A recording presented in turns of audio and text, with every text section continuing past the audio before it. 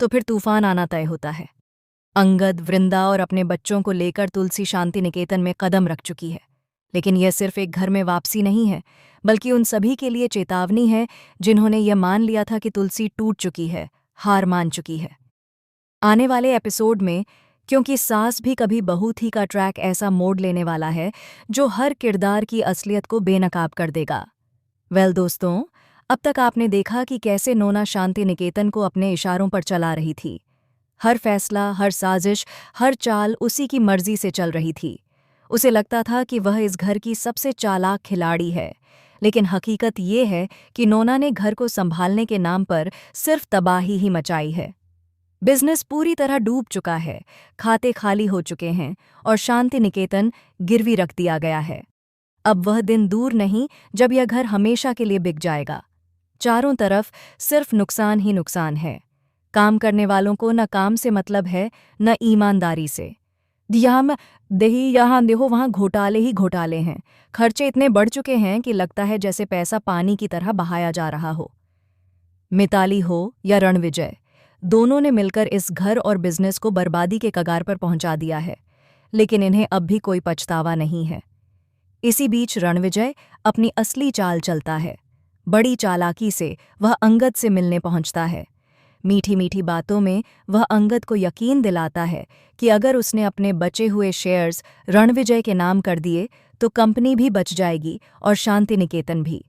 वह कुछ पेपर्स अंगद के सामने रख देता है और मासूमियत से पूछता है कि क्या ये पेपर्स सही हैं?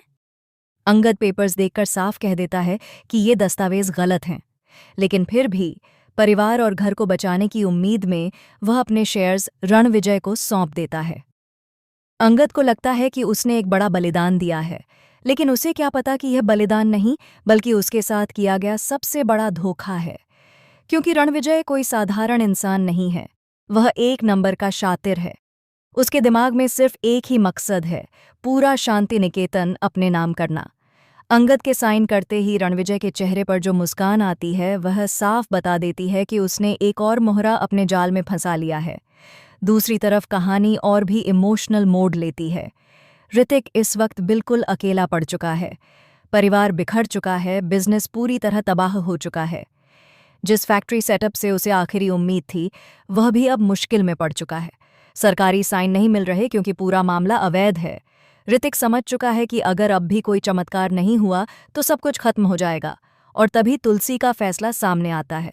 तुलसी तय कर चुकी है कि वह शांति निकेतन में वापस लौटेगी, लेकिन इस बार वह अकेली नहीं आएगी। वीरानी हाउस में अब एक बार फिर कदम रखने वाले हैं अंगद, वृंदा और उनके 2 मासूम बच्चे। यह एंट्री सिर्फ एक फैमिली रियूनियन नहीं है, बल्कि रणविजय, मिताली और नोना के लिए खतरे की घंटी है। अंगद और वृंदा के बच्चों की मासूम हंसी उस घर में गूंजेगी जिसने साजिशों और धोखे के अलावा कुछ नहीं देखा, और यही मासूमियत तुलसी की सबसे बड़ी ताकत बनने वाली है। बच्चों को देखकर तुलसी को याद आएगा कि वह किस लिए लड़ रही है, अपने बच्चों के भविष्य के लिए, अपने परिवार की इज्जत के लिए।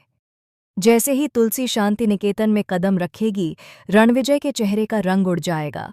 उसे एहसास हो जाएगा कि अब खेल उसके हाथ से निकलने वाला है। मिताली, जो अब तक खुद को बहुत चालाक समझ रही थी, उसकी आंखों के सामने उसका हर राज खुलने वाला है। और नोना, जिसे लग रहा था कि तुलसी हार मान चुकी है, अब पूरी तरह एक्सपोज होने वाली है।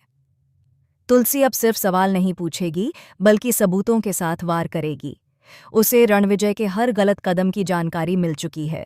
पेपर्स की हेराफेरी, बिजनेस के नाम पर धोखा और शांति निकेतन को बेचने की साजिश, सब कुछ। तुलसी अपने बच्चों के सामने कसम खाती है कि वह इस घर को दोबारा बसाएगी। एक एक करके वह हर उस इंसान को सबक सिखाएगी जिसने इस परिवार को तोड़ने की कोशिश की। यह जंग अब सिर्फ घर की नहीं, बल्कि इंसाफ की है। आने वाले एपिसोड में आप देखेंगे धमाकेदार खुलासे, टूटते रिश्ते और ऐसे राज जो पूरे शांति निकेतन को हिलाकर रख देंगे। तुलसी की वापसी के साथ ही कहानी में आएगा सबसे बड़ा ट्विस्ट, जिसे देखकर आप भी दंग रह जाएंगे। तो दोस्तों, आप कितने एक्साइटेड हैं इस जबरदस्त और शॉकिंग ट्विस्ट को देखने के लिए? क्या आप चाहते हैं कि तुलसी, अंगद, वृंदा और उनके बच्चे वीरानी हाउस में रहकर एक एक करके अपने दुश्मनों को बाहर का रास्ता दिखाएं? हमें कमेंट्स में ज़रूर बताएं। और ऐसी ही टीवी की लेटेस्ट और एक्सक्लूसिव अपडेट्स के लिए चैनल को सब्सक्राइब करना बिल्कुल ना भूलें।